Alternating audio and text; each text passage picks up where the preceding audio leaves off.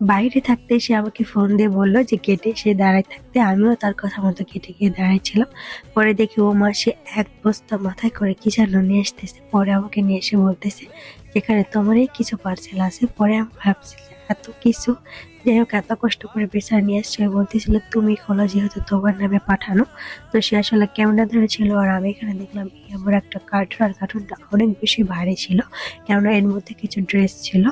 আমরা যে এরকম প্রত্যেকদিন নিত্যদিনের মতো আমাদের বেডরুম ড্রয়িং রুম সুন্দরভাবে সাজাই, সেরকম কিন্তু রান্নাঘরও অনেকেই সুন্দরভাবে সাজায় বা সাজাতে পছন্দ করে। যেসব আপুরা কুকিং এর ভিডিও করে তারা কিন্তু রান্নাঘরটা অনেক বেশি মানে সাজাতে পছন্দ করে। আর রান্নাঘর সাজানোর জন্য কিন্তু এখন অনেক রকমের অনেক ধরনের জিনিসই বের হয়েছে মার্কেটে বা অনলাইনে। তো এরকম একটা পেজ থেকে আমাকে পাঠানো হয়েছিল এটা একটা কড়াই।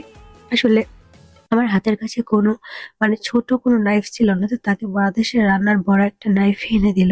তো যাই হোক এটা দিয়ে আমি পার্সেলটা কাটতেছিলাম আর তাদের প্যাকেজিংটা কিন্তু অনেক বেশি ভালো ছিল। কড়াইয়ের চারপাশে আসলে তারা মানে মোটা আর কি শক্ত একটা বোর্ডের মধ্যে দিয়ে দিয়েছিল চারটা চারপাশে, যাতে কড়াইটা কোনো জায়গায় বাড়ি খেলেও সহজে নষ্ট না হয়ে যায়। যেহেতু পার্সেল করা জিনিস অনেক জায়গায় কিন্তু মানে ফেলে দেয় তারা, যেহেতু প্যাকেজিং করা থাকে। তো জিনিসটা কিন্তু সুন্দরভাবে আমি পাইছি আর এটা কিন্তু কড়াইটা অনেক সুন্দর। এখানে কিন্তু অল্প তেলে সুন্দরভাবে রান্না করা যাবে। আর সবথেকে আমার ভালো লাগছে যে এটার ফিনিশিংটা অনেক বেশি, আর এটা কিন্তু অ্যালুমিনিয়ামের। তো এটা আমি যে পেজ থেকে নিয়েছি পেজটা অবশ্যই ডেসক্রিপশন বক্সে লিখে দিব, অ্যান্ড এই পেজে নক দিলে আপনারা এই কড়াইটা কিন্তু পেয়ে যাবেন। এটার দামও কিন্তু একদমই মানে মোটামুটি একদম কম না বেশি না মিডিয়ামের মধ্যে। তো যাই হোক এটা রেখে দেওয়ার পর এখানে আমার রান্নার একটা জিনিস ছিল, মানে দুইটা কার্টুন ছিল এখানে। একটাতে রান্নার জিনিস আর একটাতে কিছু ড্রেস ছিল। তো এখানে রান্নার একটা জিনিস আছে।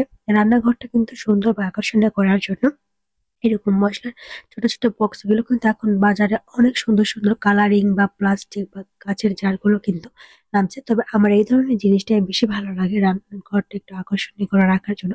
শুধু তো বেডরুম আকর্ষণীয় করে রাখলে হবে না, রান্নাঘরটাও রাখতে হবে। আর আমার যেহেতু রান্না করতে অনেক বেশি ভালো লাগে, আর আমার মনে হয় আমার শুধু না প্রত্যেকটা মেয়েরই বেশিরভাগ রান্না ঘরে মানে বেডরুমের থেকে রান্নাঘর অনেক বেশি পছন্দের। আমার কাছে আমার নিজের বেডরুমের থেকে রান্নাঘর সব থেকে বেশি পছন্দের।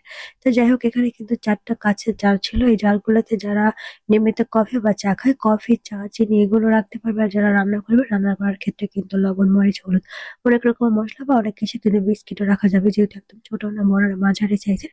বিস্কিটও কিন্তু এটার মধ্যে রাখা যাবে আর সহজে কিন্তু বক্সের মুখগুলো খোলা যাবে। অনেক বক্স আছে আসলে মুখের মানে মুখগুলো লাগালেই ও ভিতরে বাতাস যে মশলাগুলো নষ্ট হয়ে যায়, এটা কিন্তু সেরকম না, রাবার সিস্টেম করা আছে।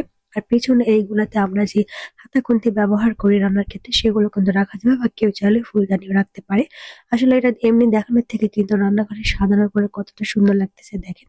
আমার কাছে তো আমার রান্নাঘরের সব থেকে বেস্ট জায়গা এটা, আমার কাছে অনেক বেশি ভালো লাগতেছে।